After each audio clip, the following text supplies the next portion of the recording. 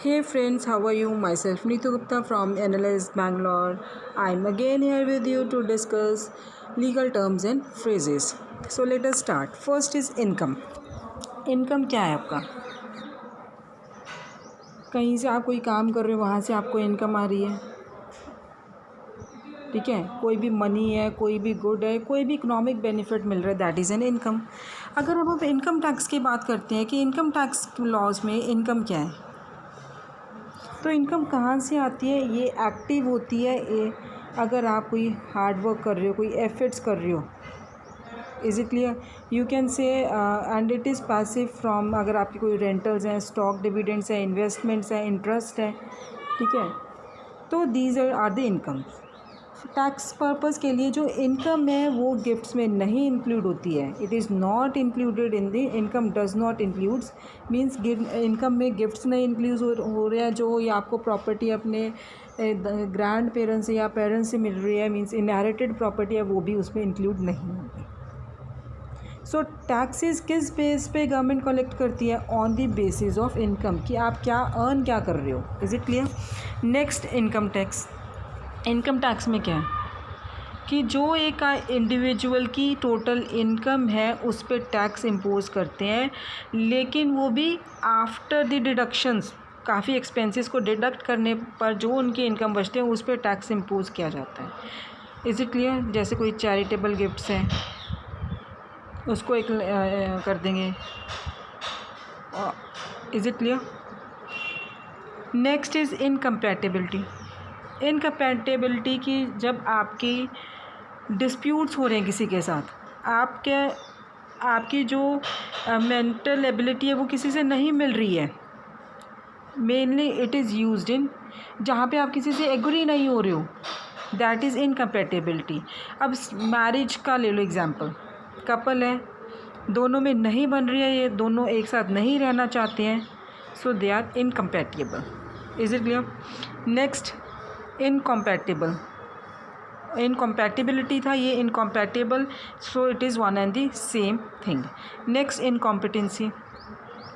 जब आप किसी काम करने के लिए, किसी एक्ट को करने के लिए कॉम्पिटेंट नहीं हो, you are not enough of sound mind to take the rational decisions, means you are incompetent. आपके you are lacking some ability, चाहे वो फिज़िकल कह लो या मेंटल कह लो। Is it clear? इनकॉम्पिटेंट, वही बात आ गई इनकॉम्पिटेंसी का, लेकिन जो अपने अफेयर्स को खुद ही मैनेज नहीं कर पा रहा, चाहे वो बीमारी की वजह से, चाहे वो माइनर है, सो उसके लिए कोर्ट क्या है अपॉइंट करते हैं? उसके प्रॉपर्टी को, उसके फाइनेंशियल अफेयर्स को मैनेज करने के लिए गार्डियन, कंजर्वेटर, ठीक है। अगर क्रिमिनल लॉ की बात करते हैं, who is incompetent? Who is unable to understand the nature of the case. Is it clear? Incompetent evidence. Then what do you mean by the term incompetent evidence? जहाँ पे एक पार्टी ने कोई documents present किए हैं, कोई testimony present की है, और कोर्ट को लगता है, and court says, court finds, and generally it is objected by the opposition party that they are not as admissible. Why? Because they are irrelevant, they are immaterial to the issues in the lawsuit. So that trial lawyer often ये object करता है कि ये incompetent, irrelevant, immaterial है। Is it clear? So evidence which is not admissible, that is an incompetent evidence. Next, incontrovertible evidence. Incontrovertible evidence means जो evidence introduce हुआ है किसी फैक्ट को प्रूव करने के लिए और वो कंक्लूसिव भी है। फॉर एग्जांपल, जहाँ पे मर्डर कमिट हुआ है वहाँ पे आपको कोई फिंगरप्रिंट्स मिल रहा है, कोई वहाँ पे किसी के क्लॉथ का कपड़ा मिल रहा है। सपोज़ है कि जब आप मर्डर कर रहे थे, आप मर्डर कमिट कर रहे थे, उस टाइम आपके किसी भी ड्रेस का कपड़ा एकदम से, जिसका आपने मर्डर किया, उसने आपकी ड्रेस खींची तो थोड़ा सा क्लॉथ फट के आ गया, that is also incontroversial evidence. That fact की जो क्लॉथ है किसका हो सकता है। Is it clear? या फिर कोई ब्लड टेस्ट के वो पड़े हैं वहाँ पे जो प्रूव करता है कि ये किसने किया है murder, is it clear? Next incorporate. Incorporate क्या है? To obtain an official charter और article of incorporation from the state of for an organisation. ठीक है, अब हम ये कह रहे हैं कि ये जो कॉर्पोरेशन है ये इनकॉर्पोरेट है या नहीं, रजिस्टर्ड है या नहीं है, in simple terms whether it is registered और not. Is it clear? Next क्या है? Incorporate by reference. Incorporate by reference means कि आप किसी और डॉक्यूमेंट में से कोई लैंग्वेज निकाल के अपने डॉक्यूमेंट में इंक्लूड कर रही हो। और एग्जांपल ले लो, you are writing some article, आप अपने आर्टिकल में से ऑलरेडी कोई रिटन आर्टिकल है किसी ऑथर का, उसमें से आप उसका कुछ वर्ड्स निकाल के लिख रहे हो और उस पर रेफरेंस दे रहे हो कि मैंने ये जो लाइंस लिखी हैं मैंने ये यहाँ से इस आर्टिकल में इस ऑथर की लिखी है। Is it clear? Next incorporation, again वही है कि किसी कंपनी को आप रजिस्टर करवा रहे हो। इनकॉर्पोरियल जो गुड्स, जो थिंग्स आपके फिजिकल नहीं है, जैसे कोई राइट हो गया, means which are not seen. Is it clear? Incriminate means जिसमें आप कोई स्टेटमेंट दे रहे हो एंड इन दैट स्टेटमेंट आप अपना क्राइम एडमिट कर रहे हो, या आप कोई इस तरह की इंफॉर्मेशन दे रहे हो कि उससे पता लगता है किसी दूसरे पर्सन ने क्राइम कमिट किया, that is incriminate. Encumbrance means that is free from all the taxes, payments etcetera, कोई भी रेंट वगैरह सबसे फ्री है।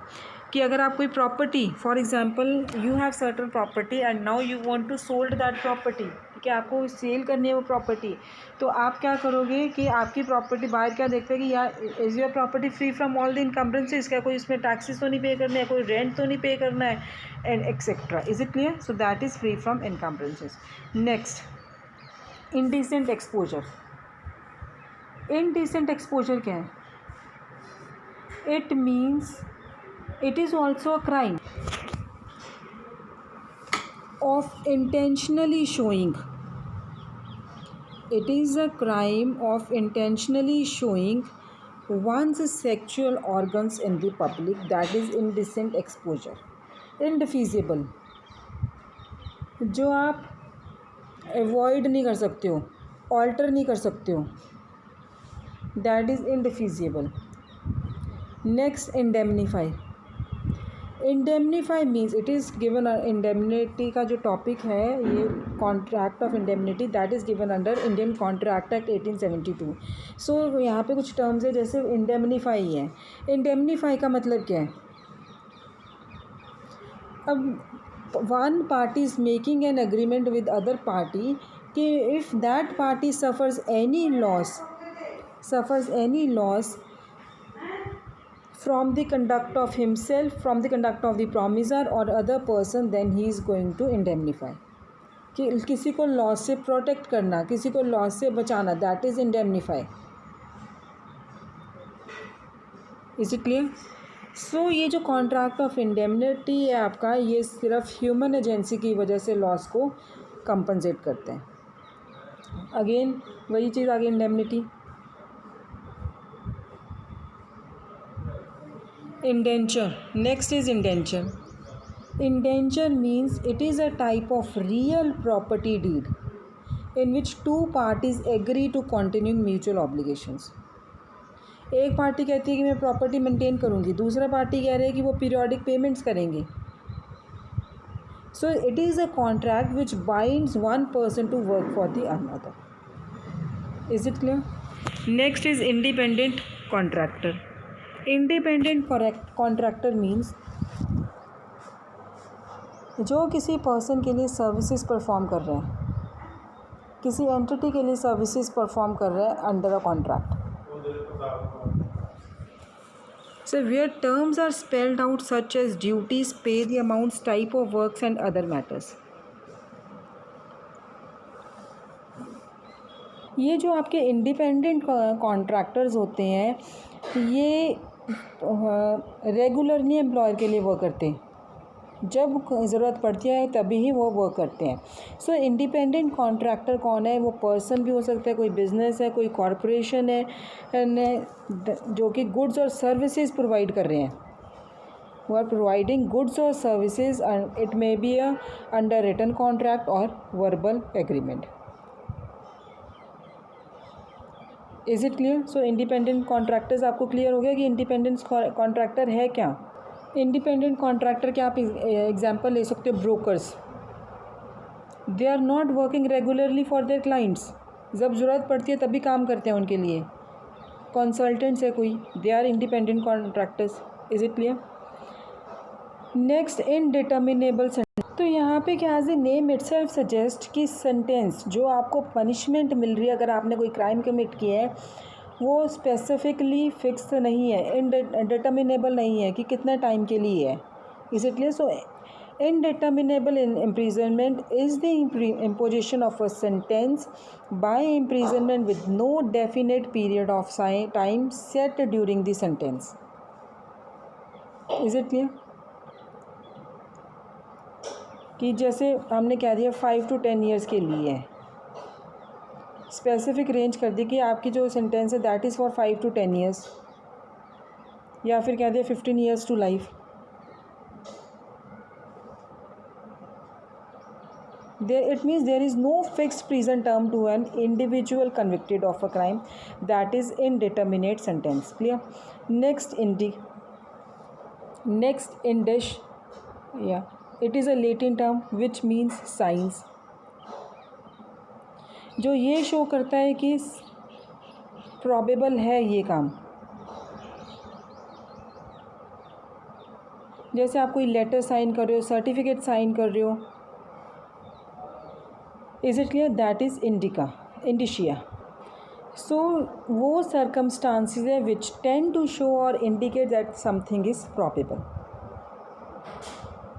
ये कहाँ पे यूज़ होता है? Indicia of title, indicia of partnership, जब आप साइन करते हो like letters. Is it clear? That is इंडिशिया।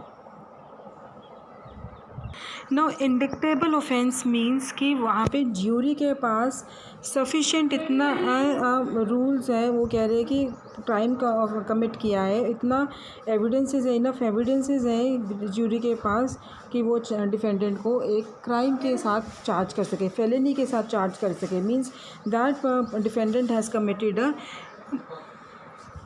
Serious offence, जैसे मर्डर हो गया, किडनैपिंग है, या बहुत बड़ी चोरी करके आए हैं, लूट के आए हैं, रॉबरी है, all this, that is indictable offence. Now indictment वही है कि अगर किसी पे फेलिनी का चार्ज लगा है, सीरियस क्राइम का चार्ज लगा है। Is it clear? That is indictment. Indigent means जो पर्सन बहुत ज़्यादा पुअर पर्सन है, ठीक है, and he can not provide, उसको हम क्या है कि इतना नीडी है, वो इवन अपनी लाइफ की ज़रूरतें भी नहीं पूरी कर सकता है, जैसे कि ज़रूरत है खाने की, कपड़े की, वो भी नहीं अपने को प्रोवाइड कर सकता, इतना पुअर है, ठीक है। तो sir indigent means in law में कैसे यूज़ होता है कि अगर कोई वो अपनी लॉयर की फ़ीस भी नहीं दे सकता है टू डिफेंड अ केस, अगर कोर्ट को लगता है कि after all the inquiries that such a person is indigent, court क्या अपॉइंट करेगा? पब्लिक डिफेंडर या कोई और अटॉर्नी को अपॉइंट करेगा। Is it clear? Next, indispensable party. Indispensable party means कोई पर्सन और entity which must be included in a lawsuit so that the court can make a final judgement और order that will conclude the controversy. Clear? Endorsement क्या है? Sign करना, mark करना, that is endorsement. So in the next session I'll be coming up with more legal terms and phrases. Thank you.